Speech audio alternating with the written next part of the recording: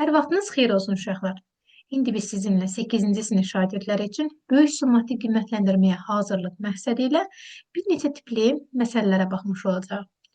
Əvvəlcə birinci tapşırığa baxaq. Birinci tapşırıqda bizdən soruşur ki, kütləsi 100 qram olan, yəni M bərabərdir 0,1 kiloqram olan və 6 metr yüksəklikdə H bərabərdir 6 metr 10 metr bölünsün saniyə sürətlə hərəkət edən, yəni V bərabərdir 10 metr bölünsün saniyə. Cismin tam mexaniki enerjisini hesablayın. Y tam bərabərdir. Tam enerjinin düsturu nə qədərdir? Necədir uşaqlar? Y potensial üzərinə gəlsin Y kinetik. Bunu nəzərə alaraq Y potensialın yerinə mRH yazaram. Y kinetikin də yerinə mV kvadratı bölünsün 2. Baxın uşaqlar, indi yerinə qoyacağıq. Y tam bərabərdir. M 0,1-dir. J'imizin qiyməti 10, H-imizin qiyməti 6. Üzərinə gəlsin. M-imizin qiyməti yenə 0,1. V-nin qiyməti 10-dur. Kvadratı yüksəldəndə 100 böləcək 2-yə. Deməli, birincinin cavabı 6, ikincinin cavabı da 5 edir. 6-nın üzərinə 5 gələndə cavab edir 11 joule. İkinci çalışma. 20 Newton qüvvənin təsiri altında cisim 4 cm yerini dəyişir. Bu qüvvənin gördüyü işi təyin edin. Uşaqlar, burada F bərabərdir 20 Newtondur. L isə bərabərdir 4 cm, yəni 0,4 metr. Bunu nəzərə alıb A-nı hesablasam, A bərabərdir F vurusu S-dir və 20-ni 0,4-ə vuraram. 20-ni 0,4-ə vuranda gelir cavab 0,8. Yəni doğru cavab 0,8 joule olmuş olur. Daha sonraki çalışmaya keçək. Mingəçevir su elektrik stansiyasında 80 metr yüksəklikdə, yəni H bərabərdir 80 metr. 1 ton su kütləsi yazıram. M bərabərdir 1 ton. Bu da edir 1000 kilogram. Hansı potensial enerjiyə malikdir? Y potensial bərabərdir mJ H düsturunda. M'imiz 1000 kiloqramdır, vuracam J'imiz 10-dur, H da 80-dir. Bunların hər birini bir-birinə vuranda edir 800 min joule. Yəni potensial enerjimiz 800 min joule-a bərabərdir uşaqlar. Dördüncü çalışmaya keçək. Dördüncü çalışmada deyir ki, 2 dəqiqədə 180 kilojoule iş görən mexanizmin gücü nə qədərdir? Gücün düsturu bilirik ki, M bərabərdir, A bölünsün T'dir. A-nın yerinə 180 qoyacaq uşaqlar kilojoule. Amma T 2 dəqiqə olduğu üçün 2 dəqiqəni saniyə çevirəcək, o da olacaq 120 saniyə. Daha sonra demək ki, buraya 120 qoyacaq. 180 də 120 saniyə böləndə edəcək 1,5 kilovat. Bu dedir Y variantı.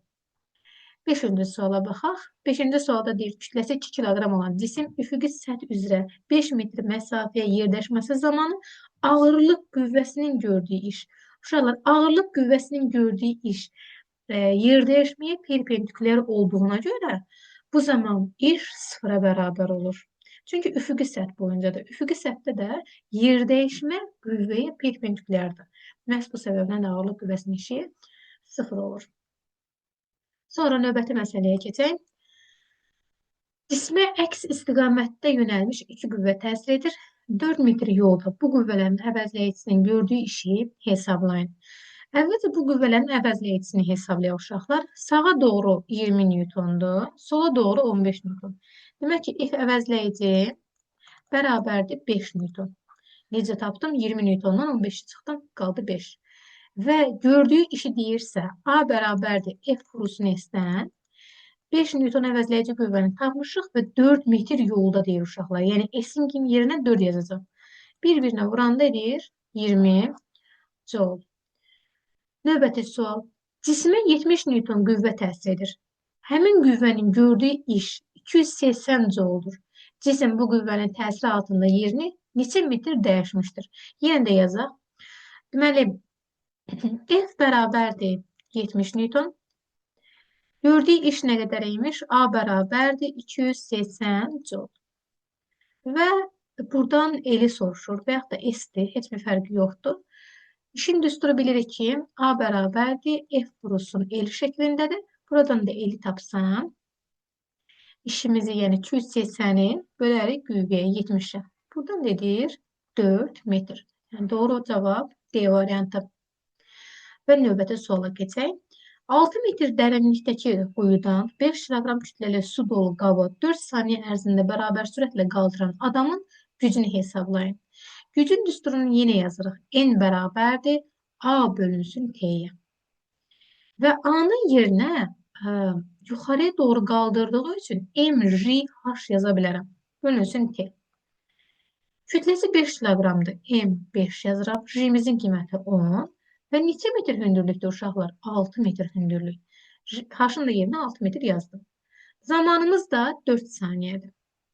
Bunu da böldüyümüz zaman uşaqlar, burada deməli 300 alınır. 300'ü də 4'ə böləndə edir 75 watt. Deməli, doğru cavab edir A variantı. Yenə də növbəti suala keçək. Növbəti sualda deyir ki, eyni kubların hansı düzülüşündə müstəvi səthə ən çox təzyiq düşür? Uşaqlar, ən çox təzyiq nə zaman yaranır? Baxın, P bərabərdir F bölünsün S. Səthin sahəsi nə qədər az olarsa, yaranan təzyiq o qədər artacaq. Burada da baxırıq, səthin sahəsi ən az olan hardadır? A-da deyil, B-də heç deyil, C-də də həmçinin. Doğru cavab əlbəttə ki, D variantı. Yəni, səthin sahəsi nə qədər az olarsa, təzyiq o qədər çox olmuş olacaq. Amma növbəti sualda deyir ki, bu səbəb səthə ən az təzyiq. Yenə də P bərabərdir F bölünsün S-dən. Bu dəfə uşaqlar, səthin sahəsi nə qədər çox olarsa, təzyiq o qədər azalacaq.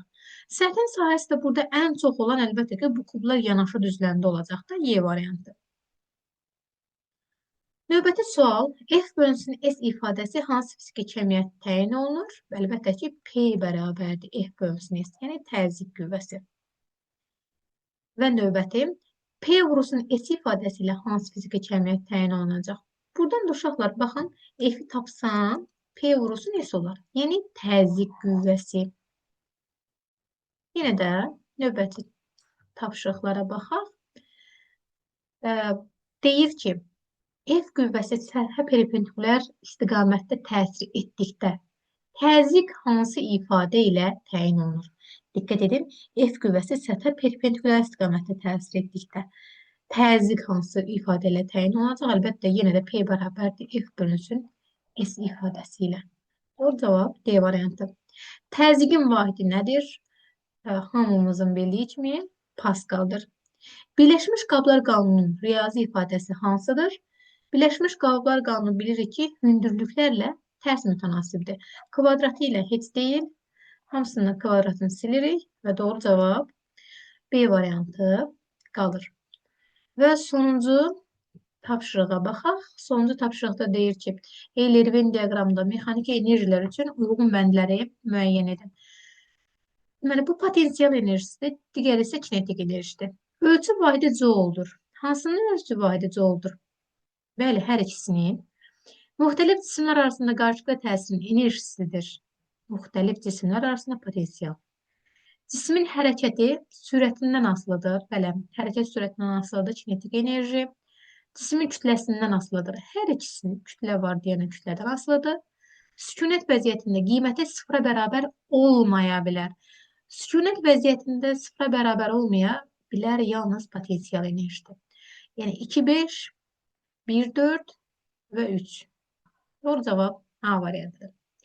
Belə uşaqlar, amma yenə də dediyim kimi, bu sadəcə olaraq versiya suallardır. Hər məktəbin özünün böyük summativ qiymətləndirmə tapşırığı olduğu üçün suallar fərqli ola bilər. Bu sadəcə olaraq, yenə də deyirəm, özünüzü təkmilləşdirmək üçün versiya suallardır. Belə uşaqlar, gələn görüşlərdə görüşərik. Sağ olun.